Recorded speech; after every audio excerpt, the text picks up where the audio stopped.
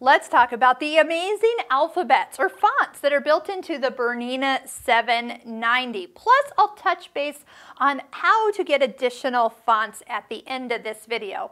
If your embroidery unit is on, you will find that this is the screen that you'll be brought up to, where we have built-in designs from our USB stick if you were accessing those, but the built-in alphabets are in the first folder. You'll find you actually have 3 different pages of fonts. Some fonts will go horizontal, some will go vertical, and there's actually quite a few different styles of fonts for you to try. So again, take some time to stitch out each of these fonts. I think you'll be surprised what they look like when you actually get them into stitches. And if you're looking to do a lot of maybe smaller lettering, something that's nice and simple is a place to start. So let's just do a simple alphabet.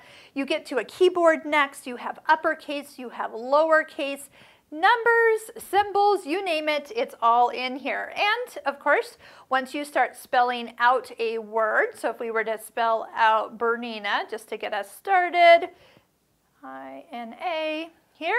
Again, we can delete if we've made a mistake. We've got spaces. We can change upper and lower case. But once you see the line that you have, you can touch the green check mark. Here is where it will guide you on which hoop it will fit in. If you find your words are larger than the hoop will be red, and of course you won't be able to embroider it until it's inside the playground, or you switch to a larger hoop. Now remember all the options we had in the I for information, from moving, sizing, rotation, mirror image if you want to try to flip your words around, not necessary, but it is all there at your fingertips. So if you want to go ahead and make that bigger, or like I said, if it's outside your area, you could make it a little bit smaller and get the right proportion.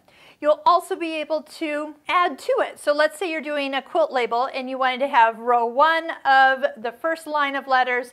Then you're going to touch the plus, come back to maybe the same font, maybe a different font, type in your next line and bring that in just for quick. I'm going to do ABC and then do the green check mark. Now you're kind of seeing that there's 2 different layers or parts because each design comes in as its own, so we can just move those next letters below if that was the case, maybe size them to fit. If we needed a 3rd line, touch the plus and keep adding until you get everything you want.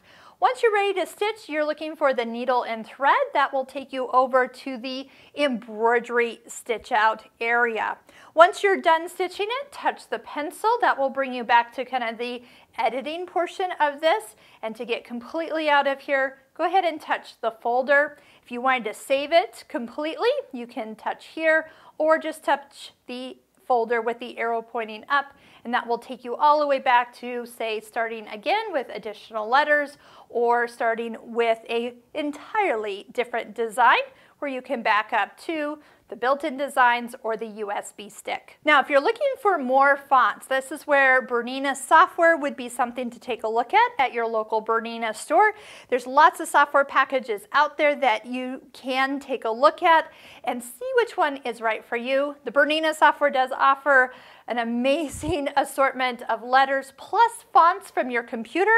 So every computer font you have ever seen online or you've been able to download would be embroiderable. This would be one example of the Sewing Mastery logo being stitched out using the fonts in the embroidery software. So if you do want to learn more, visit your local Bernina store to get the most options and to see which one would best fit your needs.